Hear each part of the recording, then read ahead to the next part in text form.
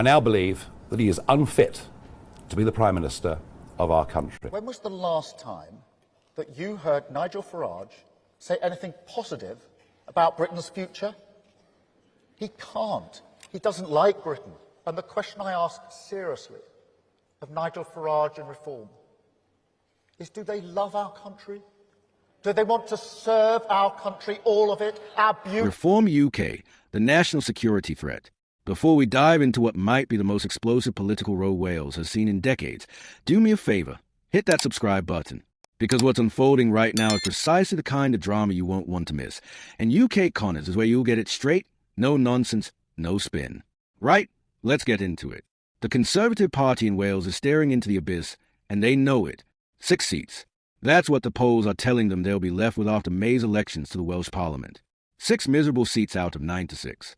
To put that in perspective, Reform UK is projected to take 37, Plaid Cymru 38, and even Labour, hardly riding high themselves, will walk away with 11. This isn't just a defeat, it's a political extinction event, and the Tories are fighting like cornered animals. But here's where it gets absolutely fascinating. Instead of turning inward, instead of asking themselves why they're hemorrhaging support faster than a punctured tire loses air, they decided to go nuclear on Reform UK. And I mean properly nuclear. Darren Millar, leader of the Welsh Conservatives, stood up at a Conservative conference in Manchester and declared that Reform UK is a clear and present danger to national security. Not just a political rival. Not just an upstart party nicking their votes. A danger to national security. Those are fighting words, the kind you don't throw around lightly in British politics unless you're absolutely desperate or you've got something substantial to back it up. So what's his evidence? Well, that's where things get rather interesting. And by interesting, I mean messy, complicated, and drenched in the kind of political theatre that makes you wonder whether anyone involved has actually thought this through. Millar's headline evidence is Nathan Gill, Reform's former Welsh leader, who pleaded guilty to taking bribes to make pro-Russian statements while serving as an MEP in the European Parliament. Is facing years in prison, and yes, that's damning. Taking money from foreign powers to influence political discourse is about as serious as it gets. It's the sort of thing that should make voters sit up and take notice. But here's a problem with Millar's strategy. Nathan Gill isn't Reform UK's current Welsh leader. Is yesterday's news, a former figurehead whose fall from grace, while certainly embarrassing for Reform, doesn't automatically taint everyone currently flying the Reform banner. It's guilt by loose association. And in politics, that's a risky game to play because it invites the obvious retort. What about your own house, Mr. Millar? What about the scandals on your side of the fence? And Reform UK Wales wasn't about to let that opportunity slip by. Their spokesperson fired back with precision, pointing out that a Conservative government oversaw the arrival of over 100,000 illegal migrants crossing the Channel on their watch. A total breakdown of law and order. They called it a direct threat to communities. Now, whether you agree with that characterization or not, you have to admit it's a devastatingly effective counterpunch. Because it hits the Conservatives exactly where they are most vulnerable, on immigration, on border control, on the very issues that drove millions of voters into the arms of Brexit and, subsequently, into the welcoming embrace of Nigel Farage and his band of disruptors. Let's zoom out for a moment because this row isn't happening in a vacuum. The Conservative Party has been slowly imploding for years now, and Wales is simply the latest to where the curtain is coming down. They've lost MPs to Reform. They've lost councillors. And in the Welsh Parliament, the Senedd, they've lost Laura and Jones, who defected straight to Farage's party. Even former Conservative Welsh Secretary now backs Reform. These aren't fringe figures. These are people who were embedded in Conservative machinery, who understood the party from the inside, and who decided it was no longer fit for purpose. When your own former ministers are jumping ship, telling voters that the other lot are a national security threat starts to sound less like a principled warning and more like panic. But Millar wasn't finished. He turned his guns on Plaid Cymru as well, because apparently when you're drowning, the logical response is to flail at everyone within reach. He accused Welsh Labour of hatching a stitch-up with Plaid, of serving up reheated, failed, nutrition-lacking socialist fare with a dangerous side order of nationalism.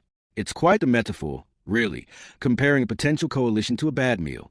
He went further, claiming Plaid wants to draw a slate curtain along the border with England, ending the right to live, work, study, and trade anywhere in the UK. It's dramatic stuff, designed to conjure images of division, of Wales cutting itself off from the rest of Britain, of nationalist fervour run amok.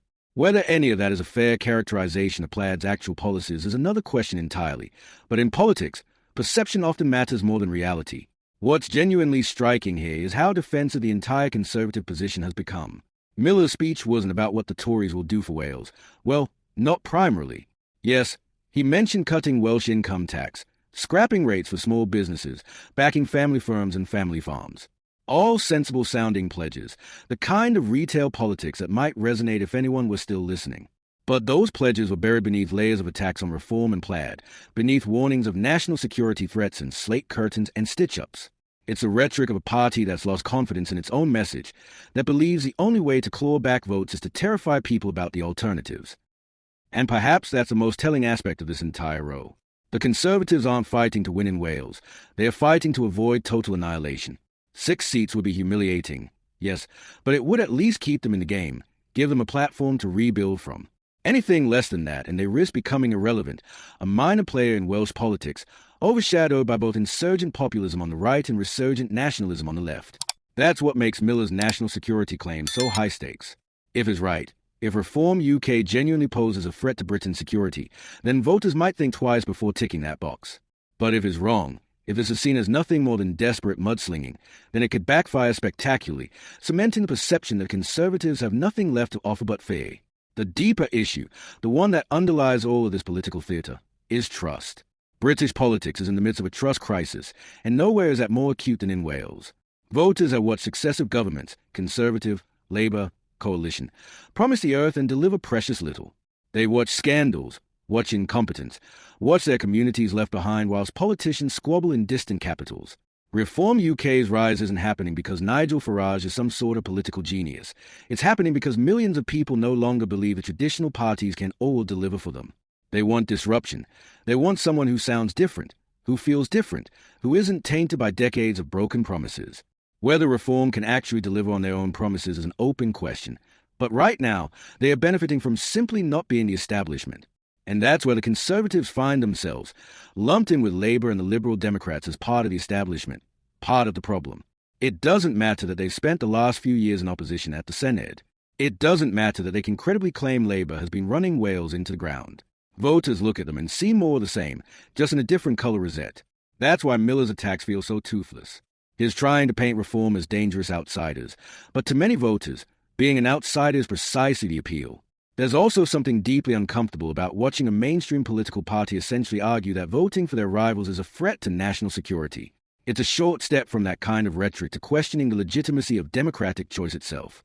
If Reform UK is genuinely dangerous, if they are genuinely compromised by foreign interests, then presumably the appropriate response isn't a speech at conference. It's an investigation by the security services, potential prosecutions, maybe even moves to ban the party under anti-terrorism legislation.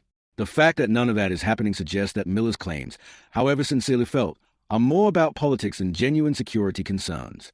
And that's dangerous territory because once you start throwing around accusations of being a national security threat without following through with serious action, you erode the meaning of those words. Next time there's a genuine threat, will anyone believe it? The polls paint a brutal picture. If they're even remotely accurate, we're looking at a Welsh parliament where Reform and Plaid hold more than 3/4 of the seat between them, where the traditional parties of British government are reduced to bit players. That would be seismic, not just for Wales but for the entire UK. It would signal that the political realignment we've been watching unfold since Brexit has moved into its next phase, where the old certainties are gone and we're in genuinely uncharted waters. It would embolden Farage, give him a platform to argue that his brand of politics isn't just viable but ascendant. And it would terrify the Conservative Party leadership in London because if this can happen in Wales, it can happen anywhere. So where does this leave us? The Welsh Conservatives are throwing everything they have at Reform UK, painting them as a clear and present danger, hoping that fear will drive voters back into their arms. Reform is firing back, pointing at the Conservatives' own failures, particularly on immigration, and arguing that they are the ones who betrayed Britain. Plaid is presumably watching all of this with considerable satisfaction, happy to let their rivals tear lumps out of each other whilst they quietly hoover up seats. And Labour? Well, Labour is likely hoping they can limp over the line with enough seats to form some kind of coalition and keep the lights on for another term. It's messy, it's bitter, and it's only going to get worse as May approaches. What's clear is that British politics is fragmenting, and Wales is simply the latest and most dramatic example of that fragmentation. The two-party system that dominated for generations is crumbling, and what's replacing it is uncertain, volatile, and frankly rather frightening for the establishment. Whether that's a good thing or a bad thing depends entirely on your perspective, but it's undeniably happening, and pretending otherwise is pointless. The row between the Conservatives and Reform over national security will rumble on, more accusations will fly, more counter-accusations will land.